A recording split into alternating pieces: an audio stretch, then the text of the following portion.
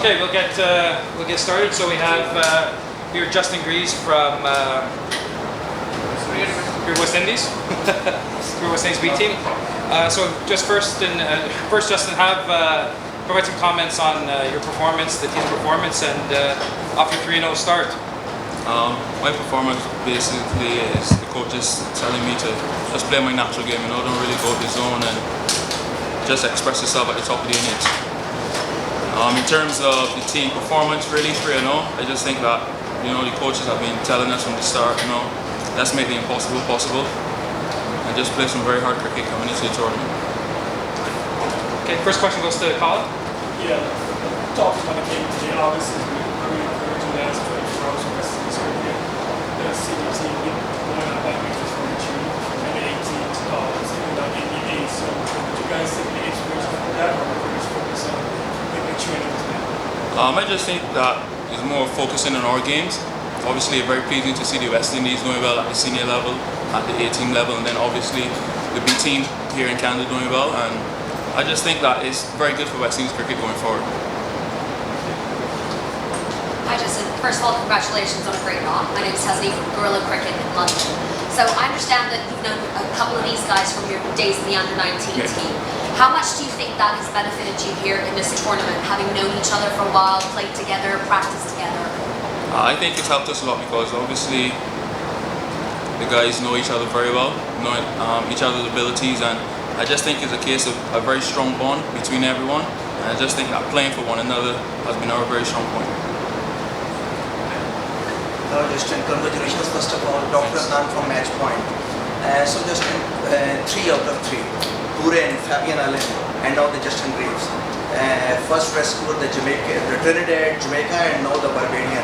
So today it was the Barbadian game, Justin Greaves versus Fidel Edwards. So the first question is this: why it is cricket B West Indies? They should change the name. This is cricket West Indies. You have outclassed the opponents. And the second thing regarding your batting, then when you started your career and later on your stints in the 2012 cricket under-19 World Cups, and later on I remember that the highest score of the match 90 when you made on 68 balls, and that was the top of the match, and you came to bat very down the order, I think number 8, and now you are coming up the order. So any concerns in the future regarding your batting position, that which number you want to bat, which is your specific position, and what are the plans for the CBL?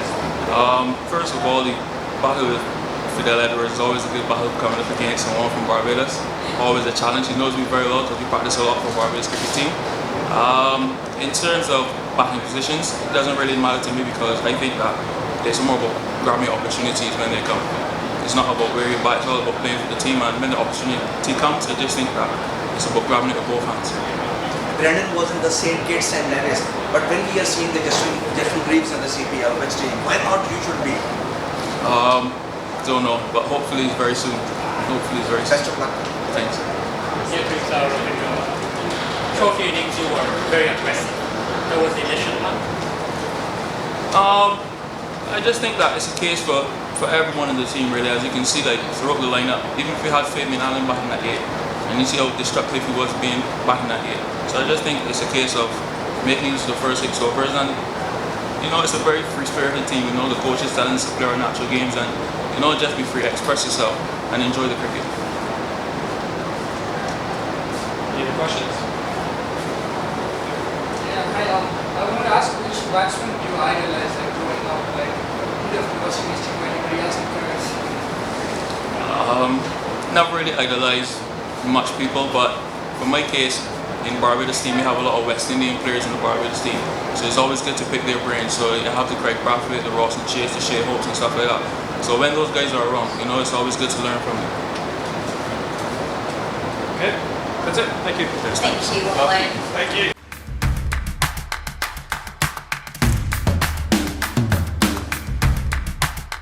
Hello to all of my viewers, and I welcome you on the Match Point. Dr. Adnan with you, and in the Global T20 Canada, we are in the day number 7, a big day for the Giants and the leading table holders of the tournament. Right now, I'm in Winnipeg Hawks versus Cricket B West Indies, and I am not alone in the Match Point. Today, I am having a lovely lady right next to me, Tasneem Khan. Hello, Assalamu alaikum Tasneem, कैसी हैं आप? अस्सलाम वालेकुम, मैं बिल्कुल ठीक हूँ, आप कैसे हैं? And I welcome you to the match point. Thank you. So how's the spirit going on and how's the global T20 going on? Oh, amazing. The energy has been fantastic from a lot of the players, particularly the associate players.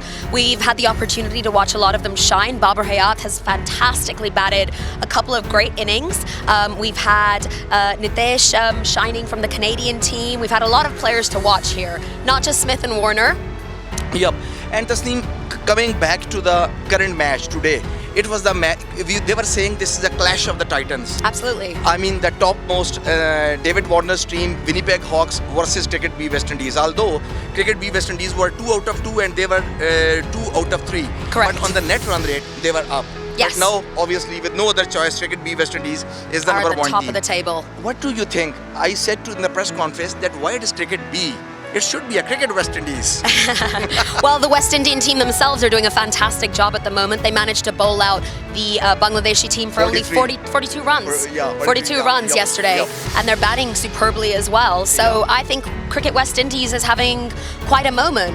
Yeah, and it's a good moment that in the T20 they're also flourishing, but they were rescuing themselves here and there in the test. But it was good to see them back in the test, in the action. Absolutely. As they were making the brilliance back in the 80s. So Tasneem, coming back to the match, if you can tell and the details to our viewers about the scorecard, if we can see, as I can update you here on the day number 7 from the King City, live from the stadium, we are giving these feeds that after winning the toss, Cricket West Indies B captain did the same thing what most of the captains, 95% of the captains are doing in this league, putting the opposition into the bat and then going for a chase. Yeah. Except the Montreal Tigers, I mean, their weightage of the toss was gone other hand. But otherwise, Montreal Tigers are a little bit of a different team bowling-wise. They have a mix of bowlers. They have Malinga up front. They've got Moses Enriquez, who's a very useful all-rounder. And then they have some phenomenal spinners, including Narain. So they have a lot of options with their bowling. So I think they can maybe afford to bowl second and try and bowl the opposition out when they're chasing. Whereas a lot of the other teams have tried, as you said, the opposite tactic. So today we saw Winnipeg batting first, and we saw David Warner opening the batting. Unfortunately, he didn't get up to very much in his batting. He was great in the field again, great to watch. But since his comeback, as we were seeing about the Steven Smith having leashed his batting style, and in the opener, we saw the brilliant knock from him for the Darren Semi team. But after then, also we saw the Steve Smith struggling. But right now, at the moment, we saw Winnipeg Hawks team.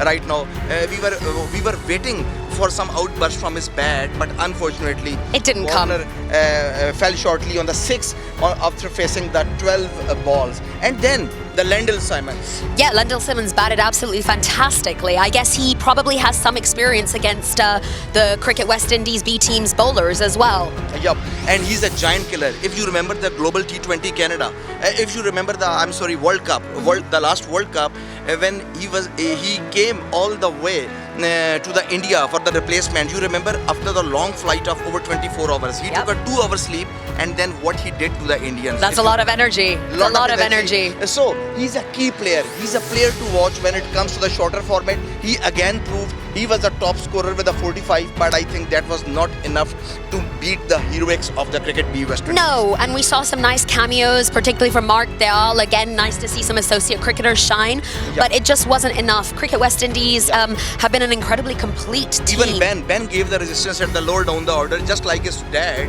Ben did a fantastic job. I still remember his dad, what he did to the Pakistan in the 1987 Cricket World Cup semi-final in the Lahore, when Pakistan were the favourite and Ben McDermott ruled Pakistan out of the business. So Ben is also a giant killer, but unfortunately Ben was also the man of the match in the game 1.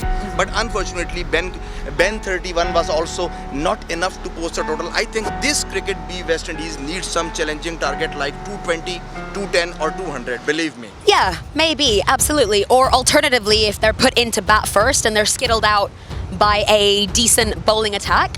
I think really the big difference between Cricket West Indies and the rest of the teams that we're watching here is experience of playing together as a team. Yep. So Tasneem, at the before going to the other innings, I just want to summarize about the bowling of the Cricket B West Indies. The pick of the bowlers was Obed McCoy with 3 wickets, excellent spell, 4 over 39 runs, and 3 wickets, while Fabian Allen, the hero on the other day, he clicked with the ball, but he took only 1 wicket, but in the 2 overs, he gave only 8 runs. Absolutely, and he is bowling at incredible speeds. He's really getting up to 148 kilometers per hour. He's averaging at about 138. He's fast. So now moving to the Cricket B West Indies, when Cricket West Indies B was given the target, 155 was the total, the target they had to chase, and 154 was the target. And when Cricket B West Indies came, we were expecting, were you expecting the results? Because I was expecting with 7 wickets or like 6 wickets, but I was not expecting this massive defeat. I was expecting not necessarily the massive defeat like you said, but I was expecting something similar. In all honesty, it looked like they were batting on 2 separate pitches. Winnipeg struggled a little bit. They struggled. It looked as if the ball wasn't coming onto the bat as well. And then when the West Indians were batting, it was a completely different story. And it was that day number 7 belongs to the Barbados. It was Justin Greaves versus Fidel Edwards. Fidel Edwards was the only one, 4 overs, 17 runs only for the 1 wicket, and the only wicket taken by the Fidel Edwards, who was discovered a decade ago for the West Indian team by the Brian Charles Lara. He is also a Barbadian, and this man, but Justin Greaves, he couldn't play for the CPL. He's yet to play cricket West Indies, but he was for the long time with the West Indies B teams and with under 19s, absolutely. I think Barbados under 19s as well. Yeah. And the 2012 World Cup, later on when he played against Sri Lanka, I was telling him that he made the brisk 90 on I think only 68 balls. Yeah. And he was not out, and he was the highest performer of that match. But still he is underrated, and he came Tasneem at number 7. Yep. And today he came as an opener. So, yep. So these are the and things. He batted all the way through the innings as well. To carry your bat is a pretty special thing. In T20, it's even more special. And Tasneem, I was happy that when he was asked about the batting number, he said it didn't matter to me. Oh, he gave an excellent response. Because most of the batsmen, the subcontinent batsmen, they are struggling. You remember, they are not happy with their numbers. I met Abdur Razak, and lot of times he told that throughout his career his number was never set. Azhar Mahmood. Well, look at Asad Shafiq, who has batted everywhere from 4, 5, 6 and 7 with more records at those numbers than anyone else. Yeah. Actually breaking Sir Viv Richards' record there. Yup. Yeah, and Tasneem, if at the end you can give our viewers the Cricket B West Indies, what were the performance of the batting lineup? Oh, the highlight was obviously Justin Greaves with 89 not out off of only 58 balls. The only wicket to fall was Rutherford. And he made, I believe, 5 runs. 5 runs on 8 balls. 5 runs, yeah, but absolutely. That doesn't matter when the team is winning. No, when they're scoring like that. And the Brandon King, who made the 44 on the 43 balls, very useful. Is also the part of the Under-19 Cricket World Cup for the West Indies team. He's playing for the Under-19 for the 2014 World Cup also, and he is from Jamaica. So these Jamaican and Barbadian combination worked excellently, and Cricket West Indies beating Winnipeg Hawks by the 9 wickets. Well, I think it's pretty clear now that Cricket West Indies are the team to beat in this tournament, and they're the team that everyone's going to have to put up a big fight and step up their game against. Yes, and the man of the match, of course, as the team told you, that Justin Greaves, the beauty to see, 89 runs on 58 balls, would you believe, single-handedly. He demolished Ali Khan and all the pace battery of the Winnipeg Hawks. So what next tomorrow, Tasneem? So tomorrow we have a big match against Edmonton Royals against Vancouver, and that's going to be a tough one as well. We've got 2 excellent coaches for both those teams, and we've got 2 pretty solid all-round lineups as well. So Lala versus Chris Gayle. Yep, that's right. So what's up? Lala gonna come back? Still we are not seeing the fireworks in this short ground? Well, I think there's never a time when Lala's truly away, to be honest. So I was seeing in the media box when Lala was coming, you were up from the seat. So what was that special? You left out all the things and you were watching Lala. Of you course. Were excited. Look, I was a kid since Lala started batting and bowling, and I think he's a phenomenal leg spinner. Very, very, very talented man. More T20 wickets than anybody else. A lot of ODI wickets as well. So really, whenever Lala bowls, I think magic can always happen. And also the most T20 playing records. Yes, absolutely. No, it's been broken by the Shoaib Malik day before yesterday. Yeah. But it was before for the Galala for 99 matches. 99 matches. Amazing record. Absolutely. So, Tasneem, what can be the outcome of this match? For the both teams, this match is must, but I It's think a for key. the Edmonton Royals, it is very important Yeah. because they are only on the 2 points. And the important part is this, that the best bowling side right now, every side is struggling, but the best bowling side which I have seen right now is the Edmonton Royals. Absolutely. Lot of Pakistani stuff in this. There are so many good bowlers in Edmonton Royals that there are bowlers on the bench that I would like to see play, in all honesty. Their batting lineup, I think, needs a little bit of work. They were supposed to benefit from Chris Lynn's firepower up top, but of course Chris Lynn did not get the NOC from Cricket Australia. He's struggling with a little bit of an injury and they don't want him to be injured for the national side, right? That's been a little bit problematic, I think, for them. Ronki's done well, but nothing like we saw in the PSL for Islamabad United. I think they need to work a little bit on their batting. A little bit of cohesiveness as a team wouldn't go amiss as well, but as far as their bowling goes, without a doubt. Yeah. We are having a lot of expectations from Sohail Tanveer, having a Yes. huge experience of playing the CPL. Yep. Mohammad Irfan, the deadly Yorker coming from the 7 foot. But as Tasneem told, it is very right that if they have to win, Luke Ronchi have to perform on the top, just like Islamabad United. And if he gives a solid start of 50 plus, there is no doubt Vancouver Knights will be in the backseat. Absolutely. So hoping for a big one, and time may have come to say you bye bye from here. And Tasneem and me, when tomorrow the match will start, we will again be taking the live coverage from here, from the King City, to all the viewers of the E-Awaaz. Time for us to sign off.